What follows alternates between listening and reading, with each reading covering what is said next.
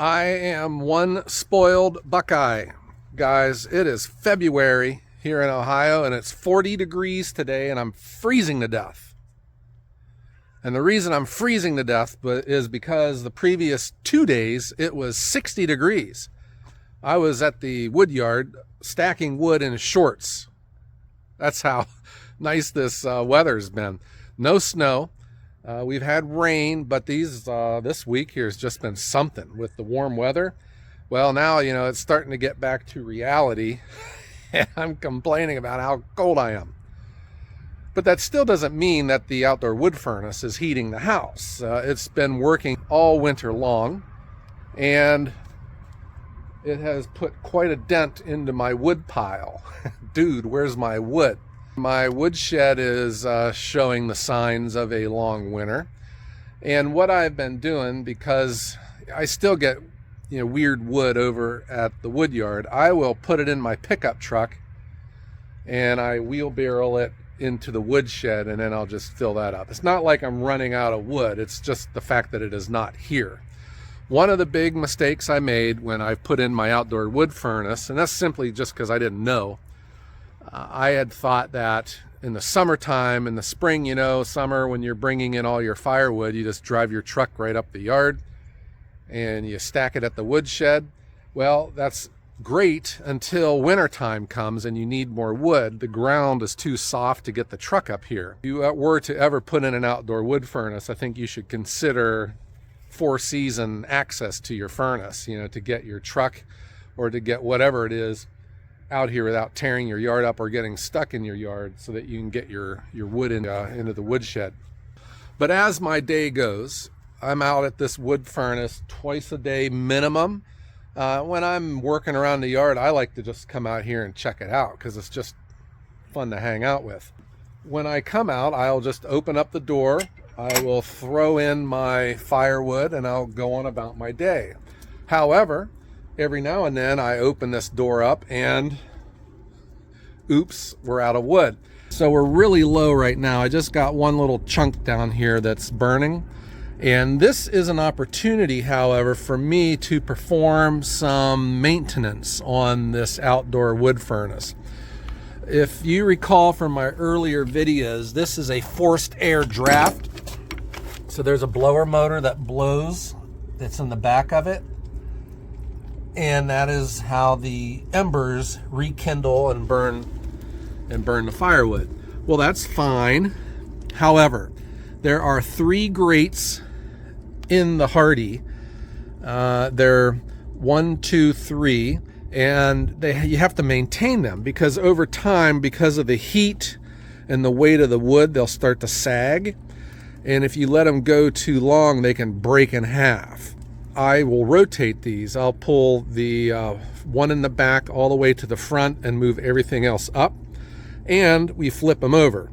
That way, if they have sagged, when you flip them over, the high point is now carrying the weight of the wood until they balance back out. And I have been not very good with my grates because I have broken a number of them over the years. This is my 17th year with this Hardy. And I don't think I've thrown any of them away, but here's the Hardy grate graveyard where I've broken a number of them in half. And these were the ones I had pulled out last year, and they didn't break, but they were getting close to it. I don't know if you can see where this one was sagging, but I think there's a couple things where sometimes the way the coals are and the way the air is blowing through them, it can create like a blowtorch kind of a thing, and one of these rungs will take a lot of abuse. But this is the one that was in the center, so I would flip these over and rotate, and obviously I didn't do it soon enough for these because they took some abuse and they're getting ready to fail. These grates used to be about $50 each. Now they're up to $100 each. So I thought while I'm out here, we can film me just showing you how I rotate these grates. And what I'm going to be doing is turning off the blower motor right here. So the temperature of the furnace is, we're right around 160 degrees, the water temperature. It kicks on at 150 and it kicks off at 170. And the house is still calling for heat. In fact, the taco pump is running right now, so that's pumping hot water into the heat exchanger in the house. So the house is drawing heat away from the Hardy. So what I'll do is I'm going to unplug the blower motor, which will choke that fire down, and that's going to allow me to flip these grates around, and then I'll just plug everything back in and load this thing up with wood. We have it unplugged. The flapper is down, so there's no air getting into the firebox. And our temperature is going to be sitting here until the house needs more heat. The furnace in the house is kicked off, so the taco pump isn't running. So that fire is now choking down. I'm going to let it sit a little bit just so all the flame goes out. It'll make it easier for me to pull those 2 chunks of wood out. But, you know, here you go. All my firewood is gone. I'll put a link to the previous video that I started in the fall. You can see how much wood I have burned through in a relatively mild winter. We did have a real bad stretch of single digits for about 5 days, and man, it really eats up the wood just that fast. And I've just gotten into the habit too, whenever I stock my wood shed, I'll save a area with a bunch of smalls. Every now and then, you know, the fire struggles, and it's just nice to have some dry small wood to throw in there. Okay, I think we have choked it down enough. So I'm going to just go ahead and reach in. I'm going to pull out those chunks, put those in the bucket, and you can watch me flip these grates. Every year I buy these welder's gloves from Harbor Freight, the cheapies. They seem to last about 1 season, and then I just throw them away. Other things that I normally wear, I always wear a knit cap, because there are times with the heat coming out of here, it'll take all the hair off your face. And I've had a couple of experiences like that, but since it's not burning, we should be okay. I'm going to reach in here and pull out the chunks of wood, and that's going to help us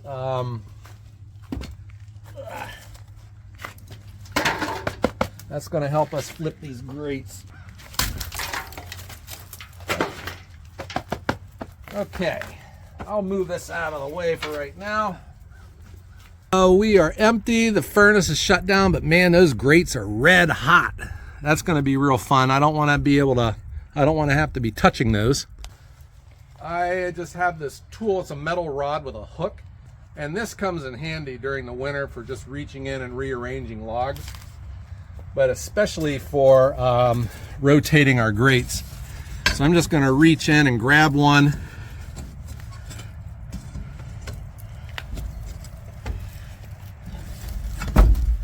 And pull it out.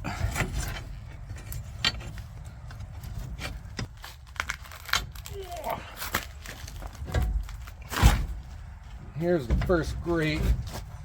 And I mean, you know, you can see this. I mean, this thing's really hot, but look at how it's bending.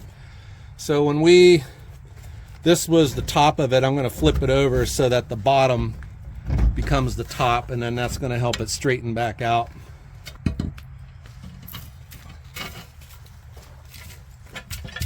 There is some serious heat coming off of that. Okay. And then the front one, same thing. So here's the front one, and it is also sagging. You can see the bend in it.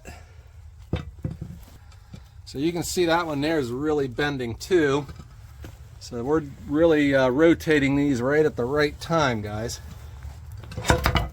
Okay, so there's one last grate in here, and that's the one in the very back. And I am going to I'm going to flip this one and pull it all the way to the front, and that's going to become our front grate. So here's the back grate, guys, and it's not bent as much as the others. That back grate doesn't seem to get the same amount of abuse back there. Maybe it's just the weight of the logs or how that air gets forced through there. It's really not, it's bypassing that back grate and hitting the middle one and the front one. But we're still going to flip it and we'll move it to the front. Okay.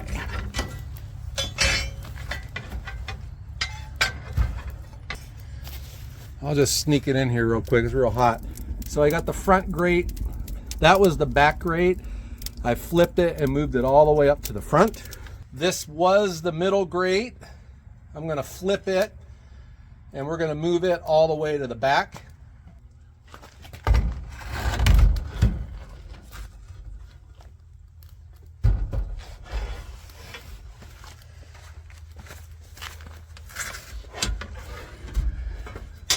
Okay, so I got it on the ledge. Now I just have to slide it back.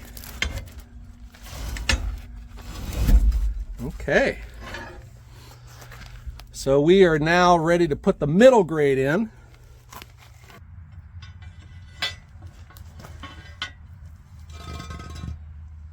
And because it is bent from the heat and the weight, we're going to flip this and put this one in the center.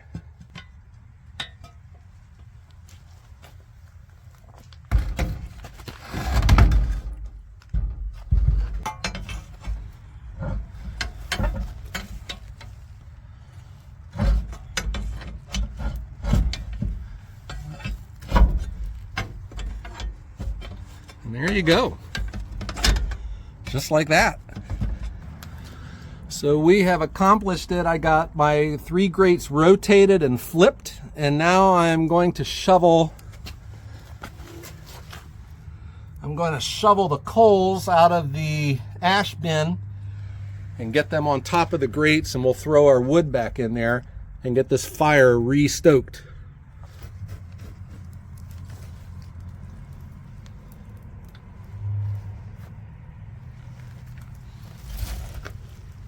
And here are those 2 pieces of wood. We'll just throw these in.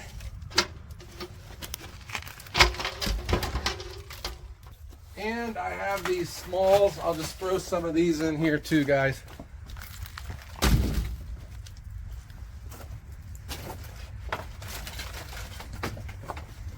This will help get a nice base for the fire.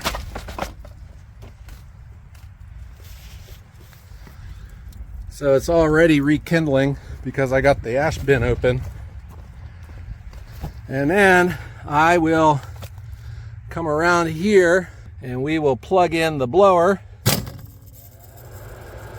So now that's going to restoke the fire until our temperature comes back up, and it's almost there at 170. So now the blower is doing its thing. The fire's coming back up. I am going to throw in some more chunks of wood and we will smooth down these ashes. I like that metal rod, but I use as my go-to a wooden stick. I just don't, because you're always like banging the wall sometimes, and I think it's just better for it to be wood.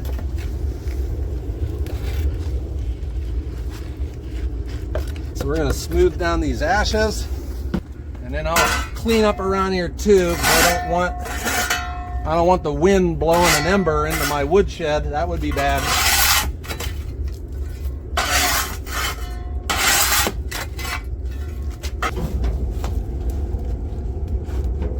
And I'll throw in some wood, guys. Man, that's looking nice.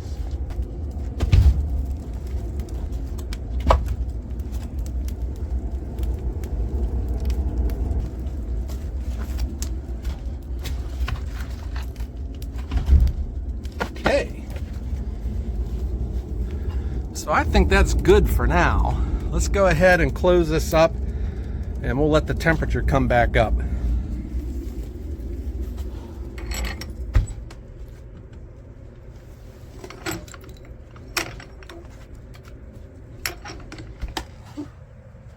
The blower motor just kicked off by itself because we're at 170 degrees, the water temperature is.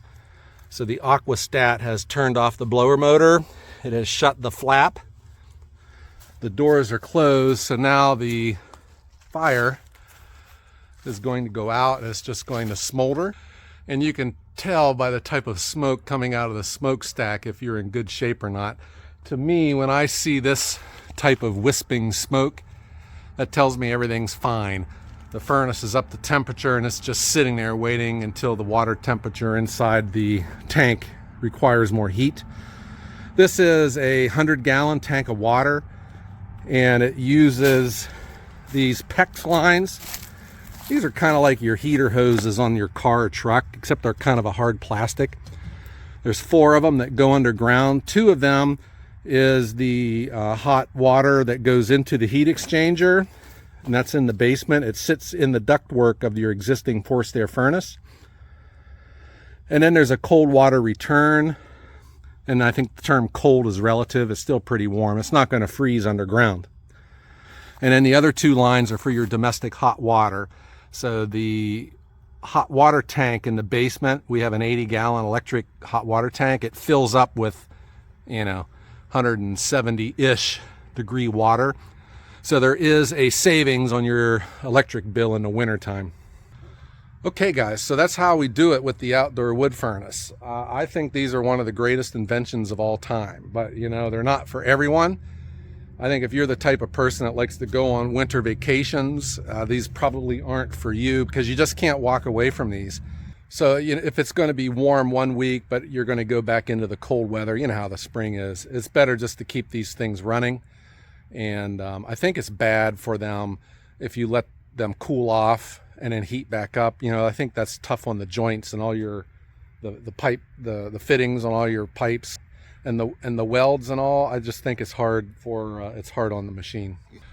Okay guys, so that's it from the woodshed out here, paying attention to the machine that keeps us nice and warm in the wintertime and gives us the hottest shower on this side of the Mississippi. And I'm serious. All right, I hope you enjoyed this. Everyone have a great day.